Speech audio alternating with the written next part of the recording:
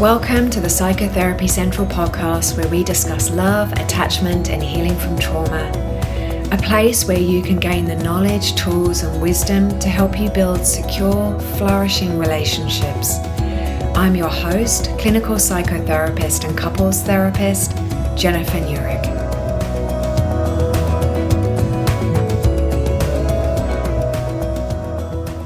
Welcome. Thank you for joining me on this episode. Welcome back to the room in my home that we call the healing room. And welcome to summer. Today is going to go up to 21 degrees Celsius. Really feels like summer is coming in Sydney, and I definitely have that. Oh, summer is coming. There's just so much freedom and outdoorsness that happens in Sydney, Australia with that. And maybe I especially love it coming from the UK, where the weather was very different and it is not mythology about the rain in England. So welcome into my special space. So today we're on episode 18, where we're going to discuss one of my favorite topics, which is the anxious-avoidant dynamic. Now, why is it one of my favorite topics? For two reasons. Number one, it brings a lot of couples into therapy.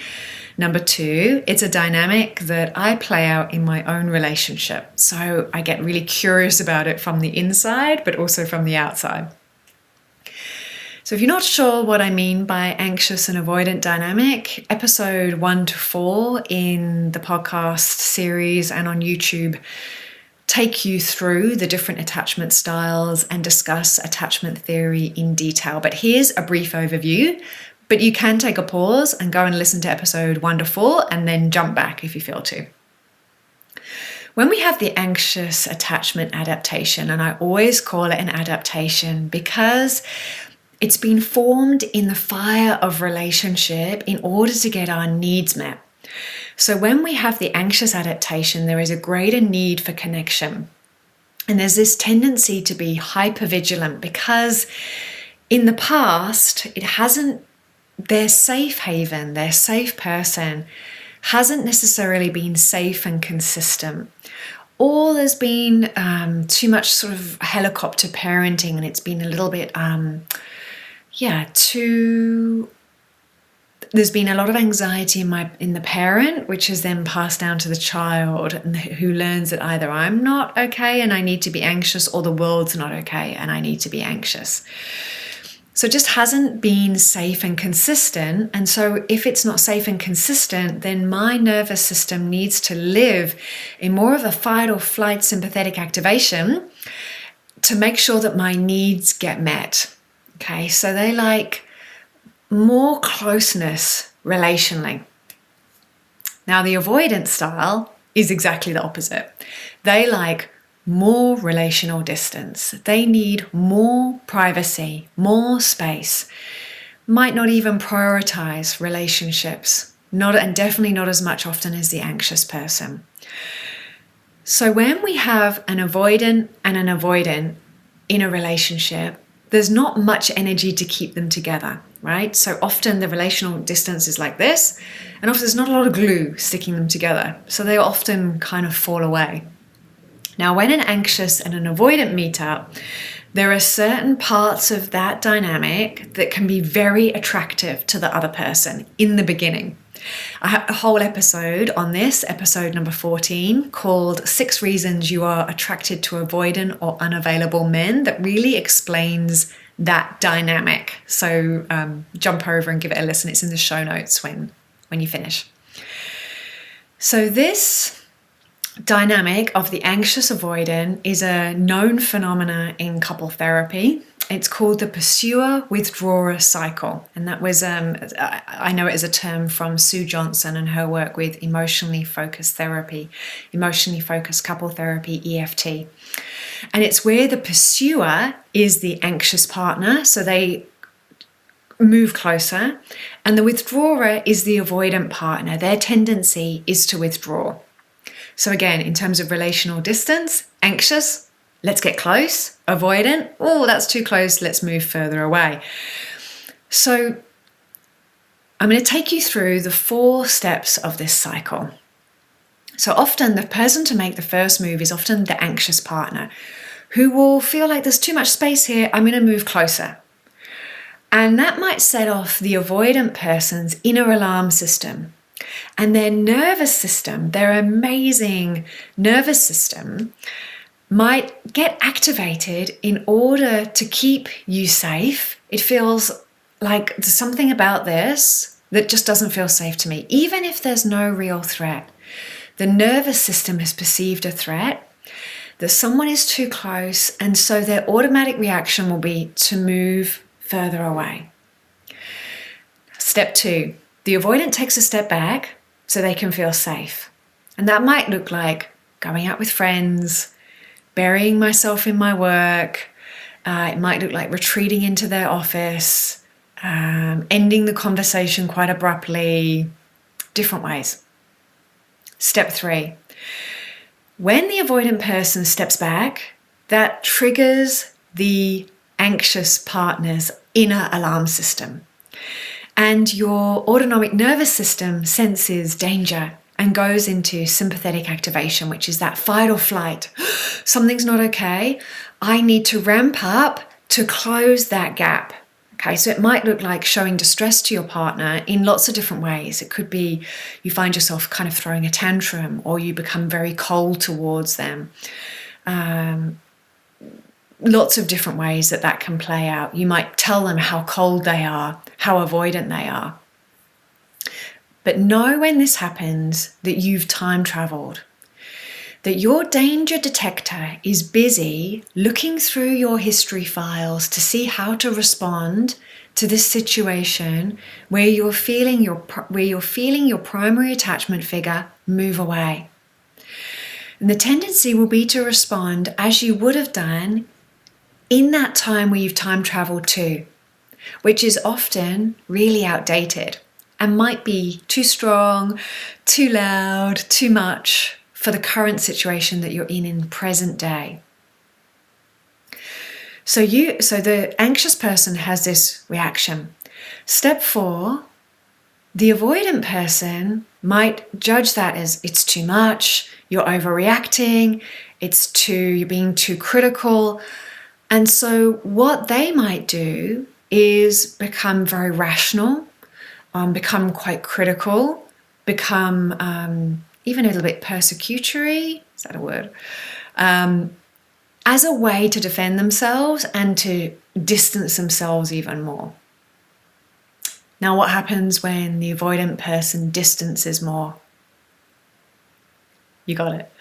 The anxious person gets more anxious, their inner alarm system goes off even more loudly, and they want to step forward again. And they'll do that in different ways. And I have so much compassion for this dynamic, because it's one that I've lived over and over again. And it's not the fault of either person, especially for the anxious. It can be very easy to blame the avoidant. It's their fault, they're not open to talking, they go off. But it is their nervous system's automatic response, in the same way as it's your nervous system's automatic response to ramp up. So the cycle continues, and it is a painful cycle that brings a lot of couples into couple therapy. Remembering it is your nervous system's natural way of trying to keep you both safe. It's just unfortunate that in this dynamic, it's triggering for both of you. So the big question that's in the title of this podcast, can it work? Jen, the anxious-avoidant dynamic, can it work? And my answer is yes, it can work. And I know that it can work because I've been in this dynamic. We've been married for 18 years, together for 23 years. That's more than half of my life. I've been with my beautiful avoidant husband. Has it always been easy? No, it has not always been easy. I have several friends who can testify to this. And we've had to navigate some really big issues in our marriage and different levels of comfort with closeness and intimacy. So I hope that that gives you some hope if you're in, and many of you will be because you're listening to this episode, in that anxious-avoidant dynamic. And I wanted to leave you with some tips for how to navigate when you're in the middle of that negative cycle that I've just described above. Just some tips for how to work with that. So tip 1, as the avoidant, your work is to increase your tolerance for connection, which might look like not retreating when you feel the impulse to, but tuning into your partner's deeper emotional need under the need that's being expressed. So you might find that sometimes your partner will express anger, but under the anger, they're really expressing sadness. Okay? Another question to ask for the avoidant person is, what does my partner need right now to feel safe? This is a good one for both. What does my partner need right now to feel safe? How can I move towards them and help them feel safe right now? How can I be a co-regulatory influence in their world? And that's very heart-centered. Yeah, that calls upon our skill of being empathic, being able to stand in their shoes, to understand what they're saying, to really hear it, to really feel it and move forward, move towards. Tip 2.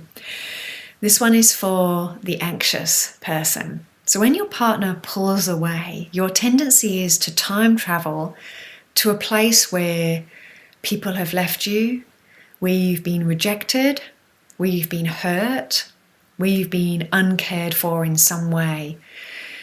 Your challenge is to give your partner some space while you take care of yourself. So instead of reaching out for your partner to take care of you, pausing and turning inwards and taking care of the younger parts of you who are needing you right now in this moment of pain. Because those younger parts are in pain. That pain is being triggered by what's happening. So some of you will know this kind of younger parts as inner child work. And I have a short course on inner child work on my website and some meditations that lead you into that process. I've been doing inner child work for 20 years myself. So it really is imbibed with my energy, of the energy of someone who really has done that work over 20 years. You'll find it on my website, psychotherapycentral.health. Doing a meditation, going for a walk, talking with someone who loves you, any resource really that helps to bring your nervous system from a state of sympathetic activation, fight or flight, into social engagement. If you've never heard that language before, just search up polyvagal theory and it will explain more about the nervous system. Tip 3, when you see yourself in that dance, name the cycle with your partner. And that might sound like, we're in that cycle that Jen spoke about in that podcast about the anxious-avoidant dynamic. We're doing it right now. I'm desperately feeling like I need to be close to you and I can feel you pulling away. Do you feel that happening too? And just in naming it, taking it from the unconscious patterning into a conscious, okay, this is what we're doing. Do we want to carry on doing this because we know where this spiral ends? Or do we want to take a break now and do something different? Very, very powerful. Tip 4, when you realize that you're in a conflict cycle, name it and pause. A sign that you're in a conflict cycle might be defensiveness, might be that you've stopped listening, or that you realize I'm repeating myself, and so the other person has essentially stopped listening. All great reasons to take a pause. So in this episode, we've covered the 4 steps of the anxious-avoidant cycle. how your nervous system plays a role in your responses in this dynamic, if the anxious-avoidant relationship can work over time, and 4 tips for when you find yourself in that negative cycle. If you have any questions about anything you heard today or anything to do with love, attachment, and healing trauma, send me a DM through Instagram at psychotherapy.central. And if you like what you heard today, you can really help me out by liking and subscribing. The show notes for today are available on my website, psychotherapycentral.health, where you'll also find that course I spoke about to work with the inner child. I also have a free course on breaking relationship cycles and healing insecure attachment, which leads into a bigger course called Relationship Cycle Breakers. It's a very powerful 6-week process that teaches you a lot about insecure attachment and how to heal from the threads of trauma that might run through that. So thank you so much for being here and for being part of this community focused on healing. I hope you got some value from that, and I hope wherever you are that you have a wonderful, wonderful day. Thank you for joining me on this episode.